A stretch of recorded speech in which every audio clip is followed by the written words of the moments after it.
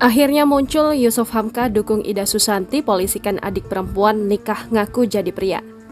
Pengusaha konglomerat Yusuf Hamka akhirnya bertemu dengan Ida Susanti, wanita menikah dengan saudara wanitanya yang mengaku sebagai pria.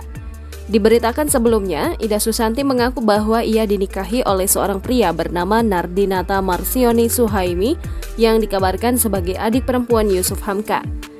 Nardiata Marsiomi Suhaimi kemudian terang-terangan mengaku dirinya seorang perempuan saat keduanya baru saja menjalani bulan madu di Bangkok, Thailand pada 31 Juli 2000. Identitas Nardinata Marsioni pun terungkap bahwa ia sebenarnya adalah seorang perempuan dengan nama asli Nera Maria Suhaimi Yosep. Selama 21 tahun menjalani pernikahan terpaksa di atas persyaratan, Ida Susanti melaporkan Nardinata ke polisi atas penipuan dan KDRT.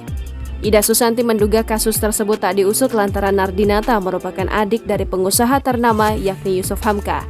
Imbas dari polemik tersebut, nama Yusuf Hamka pun ikut terseret. Dalam sebuah podcast Denny Sumargo, Yusuf Hamka dan Ida Susanti akhirnya dipertemukan. Yusuf mengakui jika Nera adalah adiknya, namun bukan adik kandung, mereka saudara jauh.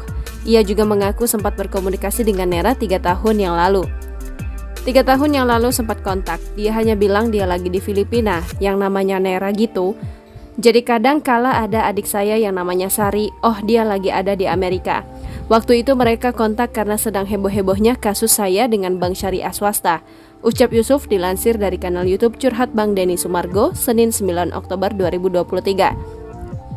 Terkait kasus hukum yang menimpa Nera terkait pemalsuan identitas, Yusuf Hamka menegaskan tak akan ikut campur. Yusuf Hamka mendukung Ida Susanti untuk memproses hukum Nera sang adik apabila bersalah. Kejar, tangkap, dia yang berbuat, dia yang harus bertanggung jawab, beber Yusuf Hamka. Pengusaha ternama ini juga menegaskan tidak akan mengintervensi kasus Ida dan adiknya.